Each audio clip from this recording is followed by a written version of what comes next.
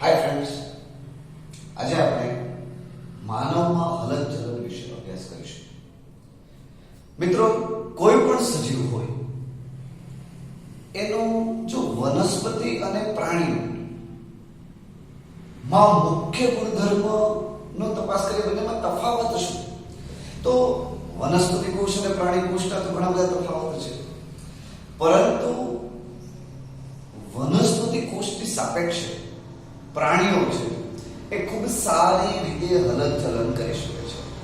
બધા જ નહીં, પરંતુ અમુક સજીવો અથવા તો આપણે કહી શકીએ કે મોટા ભાગના સજીવો છે એ હલનચલન કરી શકે છે. હવે સજીવોમાં જે હલનચલન જોવા મળે છે એ કયા પ્રકારનું છે? તો કે કોઈ પણ સજીવ હોય, ખાસ કરીને પ્રાણીની વાત કરીએ તો કોઈ પણ પ્રાણીઓ હોય એમાં મુખ્યત્વે 3 પ્રકારના હલનચલન જોવા મળે છે.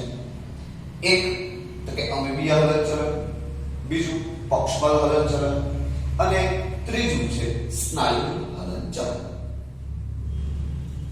જુદા જુદા પ્રકારના સજીવો છે એ અલગ અલગ પ્રકારનું હલનચલન દર્શાવે છે. જો અમીબા જેવા સજીવોની વાત કરીએ તો તે અમીબા પોતાના કોષરસના પ્રવર્ધો ચોક્કસ દિશા તરફ લંબાવી, કે જેને આપણે ખોટા પગ કહીએ છીએ, તેના દ્વારા ખાસ પ્રકારનું હલનચલન દર્શાવે છે. પેરામીશિયમ જેવા જે સજીવો છે એ પોતાની પાણી અથવા તો માધ્યમમાં પ્રવાહ ઉત્પન્ન કરી અને ખાસ પ્રકારનું હલનચલન દર્શાવે છે.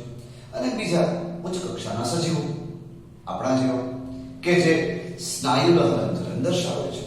તો આમ સજીવોમાં 3 પ્રકારના હલનચલન જોવા મળ્યા: એક અમીબીય, પક્ષમલ અને સ્નાયુ. હવે આમાંથી મનુષ્ય, આપણે તો ટાર્ગેટ કોણ છે? તો કે મનુષ્ય છે.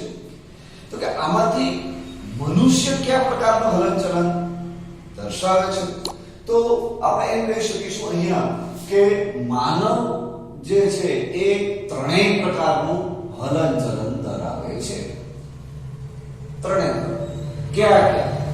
તો કે સૌપ્રથમ વાત કરીએ અમીબીય હલનચલન. આ અમીબીય હલનચલનની વાત કરીએ તો શરીરમાં જોવા મળતા ખાસ પ્રકારના શ્વેતકણો અથવા તો એને બૃહદ કોષો પણ કહી શકીએ અથવા તો ભક્ષક કોષો પણ કહી શકીએ. હવે આવા ભક્ષક કોષો અથવા તો બૃહદ કોષો અથવા તો શ્વેતકણો જેને આપણે વાત કરીએ છીએ એ પણ ખાસ પ્રકારનું અમીબીય હલનચલન દર્શાવે છે. અમીબાના કોષો એ આ પ્રકારનું હલનચલન દર્શાવે છે. એકચ્યુઅલ વાત કરીએ તો ભક્ષક કોષો અને અમીબીય કોષો છે એ જીવરસના ભ્રમણ દ્વારા એની અંદર જીવરસનું ભ્રમણ ઉત્પન્ન થાય છે.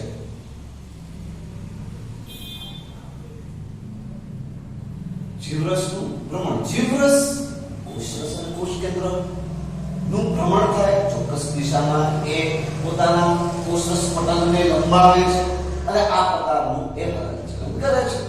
આ પ્રકારના હલનચલનની અંદર જે કોષરસ કંકાલ છે, કોષરસ કંકાલ અગત્યનો ભાગ ભજવે છે. આપણે કોષની અંદર કોષરસ કંકાલ વિશે અભ્યાસ કરેલો છે કે જેમાં પ્રોટીનના બનેલા વિવિધ પ્રકારના તંતુઓ એ કોષરસ કંકાલનું નિર્માણ કરે છે અને કોષીય હલનચલન માટે જવાબદાર છે. તો આ વાત હતી અમીબીય હલનચલન. હવે પક્ષમલ હલનચલનની વાત કરીએ તો કે પક્ષમલ હલનચલન છે એ તમે ચેપ્ટર નંબર 8 ની અંદર પક્ષમ અને કશાનો અભ્યાસ કરેલો છે કે એકચ્યુઅલી પક્ષમ અને કશા દ્વારા થતું હલનચલન છે એ પક્ષમલ હલનચલનમાં આવે છે. અને પક્ષમલ અને કશા એકચ્યુઅલી છે શું? તો આપણે એમ કહી શકીએ કે તે કોષ રસસ્તર નો બહિર્મુખ ભેદ છે.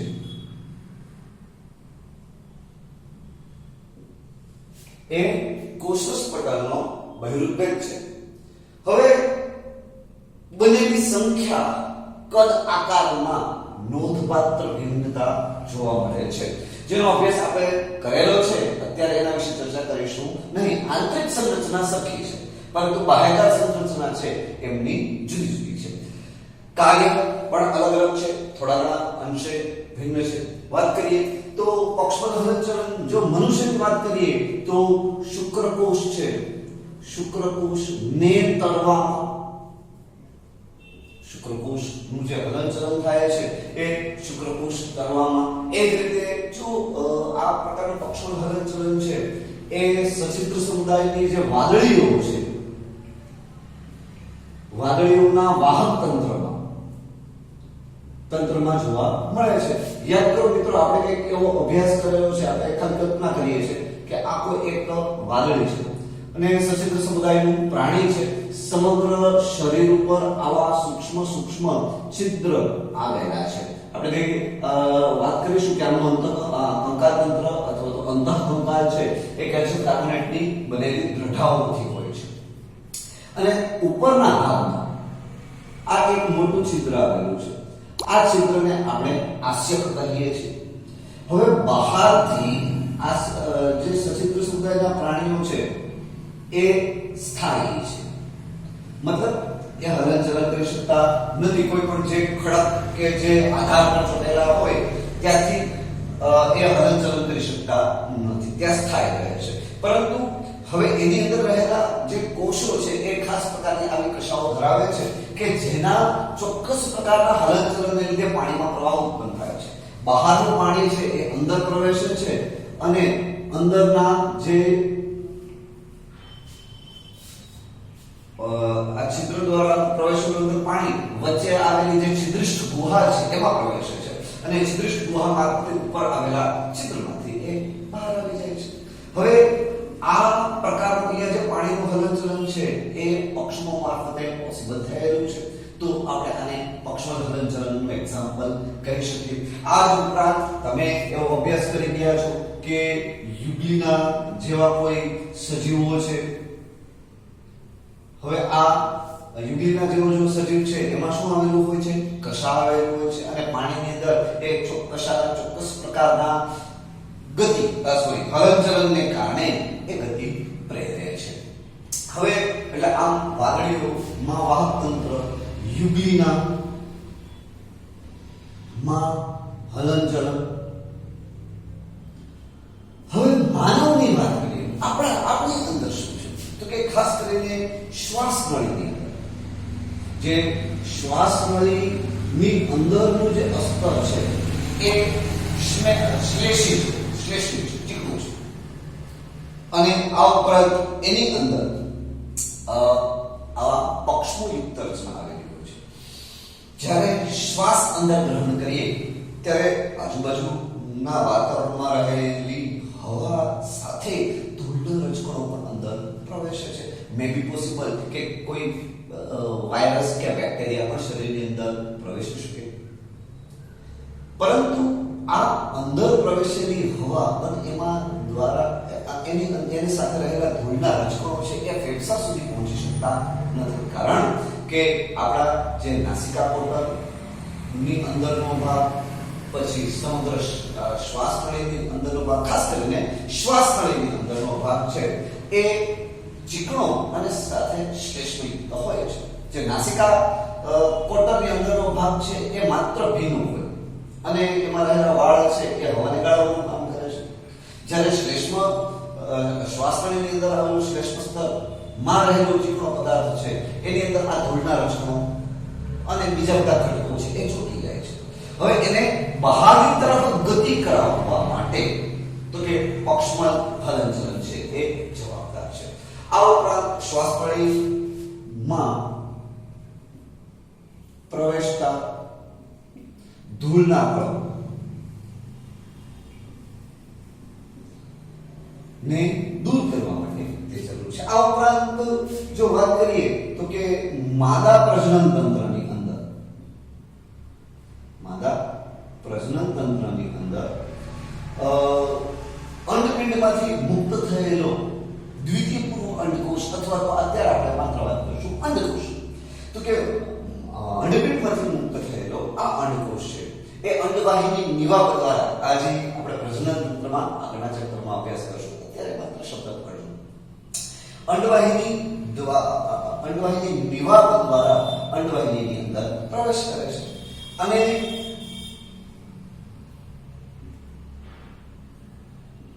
અંડવાહિની અથવા તો ફેલોપિયન નલિકા દ્વારા અંડકોષનું વહન થાય છે. અહીંયા આપણે એમ કહી શકીએ કે અંડવાહિનીમાં પ્રવેશેલો અંડકોષ છે એ ગર્ભાશય તરફ ગતિ કરતો હોય છે. તો હવે આ અંડકોષનું ગર્ભાશય તરફની ગતિ છે એ એના માટે કોણ જવાબદાર છે? તો કે અંડવાહિનીની દિવાલમાં રહેલા સૂક્ષ્મ શ્લેષ્મ કણો. હવે મિત્રો આપણે નેક્સ્ટ વાત કરીએ છીએ સ્નાયુ હલનચલન. સ્નાયુ હલનચલન છે આ ત્રીજા પ્રકારનું હલનચલન છે અને આ પ્રકારનું હલનચલન મુખ્યત્વે ઉચ્ચ કક્ષાના પ્રાણીઓમાં જોવા મળે છે. ખાસ કરીને જો વાત કરીએ તો કે ઉપાંગો, જીભ,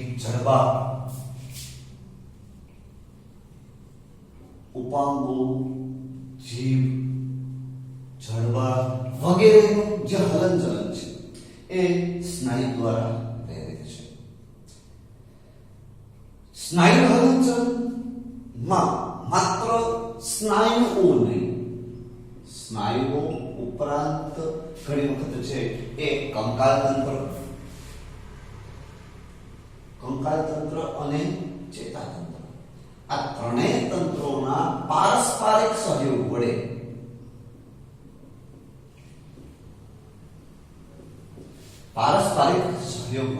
હલનચલન શક્ય બને છે. આમ ત્રણેય ચોક્કસ રીતે મેસેજ અથવા તો આપણે એમ કહી શકીએ કે ટોટલ કોઓર્ડિનેશન દ્વારા એ હલનચલન શક્ય બનાવે છે. આમ આ હલનચલનના ત્રણ પ્રકાર છે.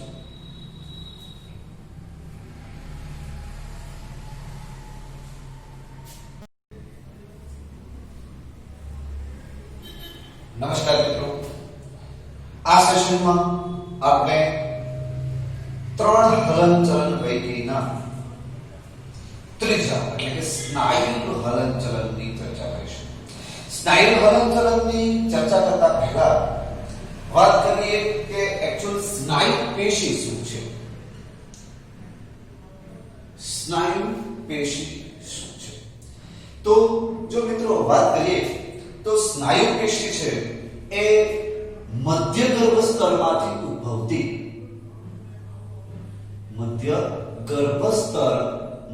ઉદ્ભવતી એક વિશિષ્ટ પેશી છે. હવે આ વિશિષ્ટ પેશી ટોટલ બોડી વેટ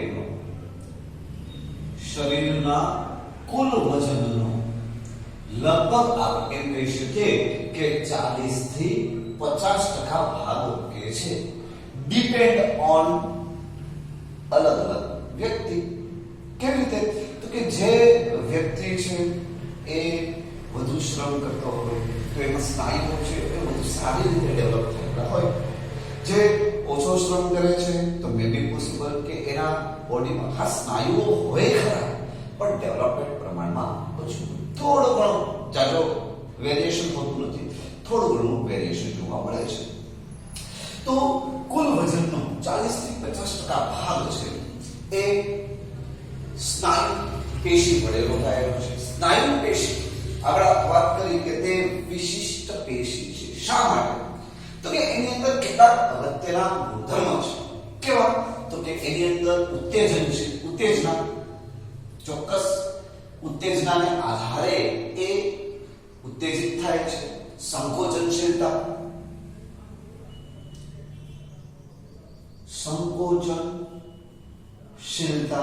ત્યારબાદ વિસ્તૃતતા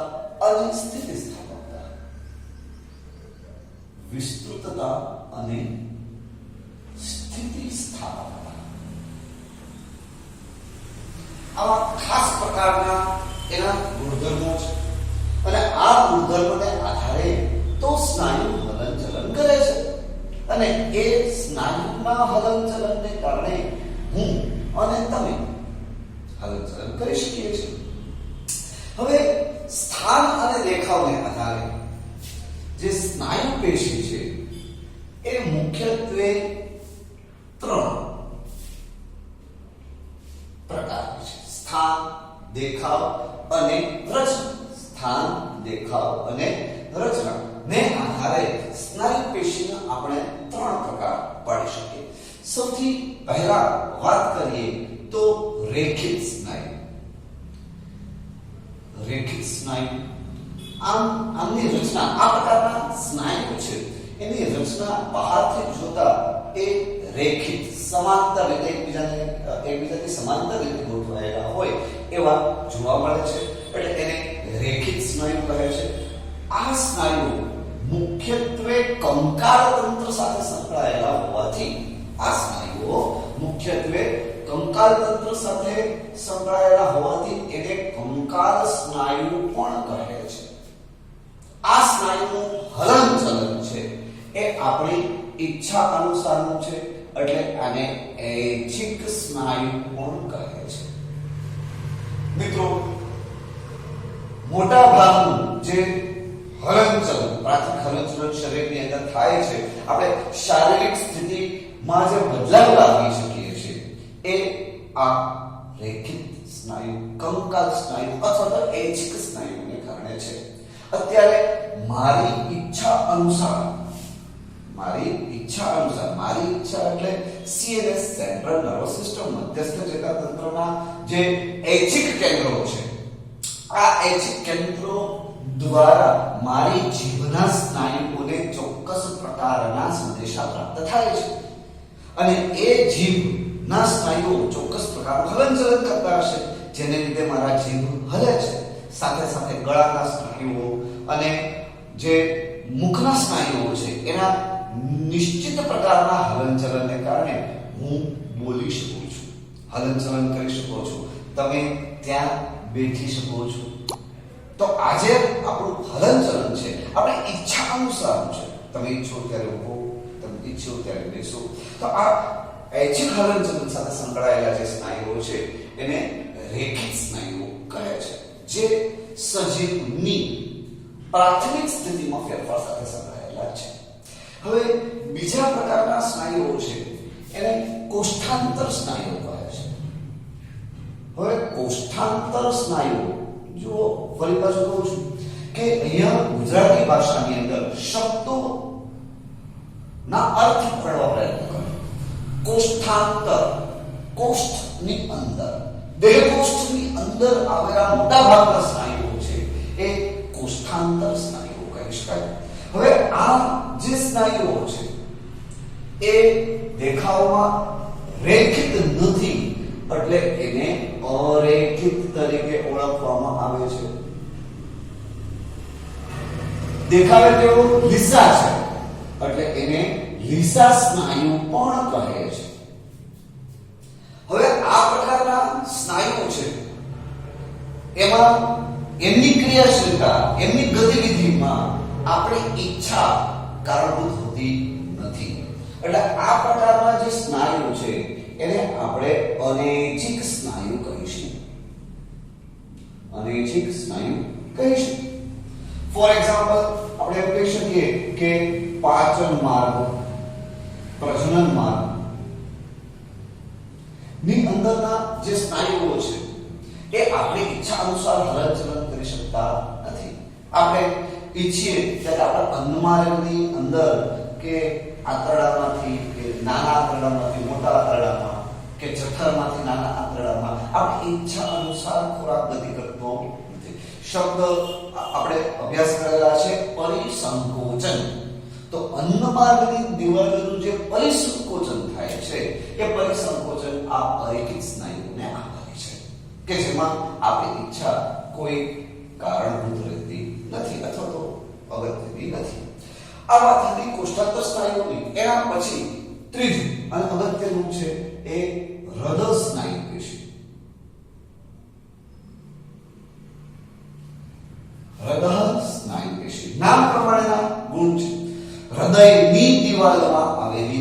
પેશી છે અથવા તો હૃદયની રચના સાથે સંકળાયેલી પેશી છે એ હૃદય સ્નાયુ પેશી કહી શકાય. આગળ વાત કરીએ, આ હૃદય સ્નાયુ પેશી છે એ હૃદય સ્નાયુ છે એ ખાસ પ્રકારના કોષો એટલે કે હૃદય કોષોથી બનેલા છે. ખાસ પ્રકારના કોષો એટલે હૃદય કોષોથી બનેલા છે. આ હૃદય સ્નાયુની ખૂબી શું છે તો કે આ જે હૃદય કોષો છે એ ભેગા થઈ અને હૃદય પેશી બનાવે છે, પરંતુ એ દેખાવમાં કોના જેવા દેખાય છે? રેખિત સ્નાયુ જેવા દેખાય છે, પરંતુ એની પ્રકૃતિ છે એ અનૈચ્છિક સ્નાયુ જેવી છે. મતલબ શું તો કે એના દેખાવ છે એ રેખિત સ્નાયુને મળતો આવે છે. રેખિત સ્નાયુને મળતો આવે છે અને પ્રકૃતિ છે એ અનૈચ્છિક પ્રકારની છે. મિત્રો, આપણું હૃદય આપણી ઈચ્છા અનુસાર હલનચલન કરતું નથી. આપણે કહીએ હૃદય ધબકવાનું બંધ થઈ જાય તો થઈ જશે નહીં. અનૈચ્છિક પ્રકૃતિ છે. આપણે એમ કહી શકીએ કે હૃદય સ્નાયુ છે એ એનું નિયંત્રણ આપણે કહી શકીએ કે ચેતાતંત્ર દ્વારા થાય છે, પરંતુ ચેતાતંત્ર તેની ક્રિયાનું સીધું નિયંત્રણ કરતું નથી. ચેતાતંત્ર તેમની ક્રિયાનું સીધું નિયંત્રણ કરતું નથી. કેવી રીતે નિયંત્રણ થાય છે એનો અભ્યાસ ઓલરેડી આપણે હૃદય ક્રિયા નિયમનની અંદર ભણી ગયા છે. એટલે આ પ્રકારના સ્નાયુઓ છે તે સીધે સીધા હલનચલન ચેતાતંત્ર દ્વારા હલનચલન થતા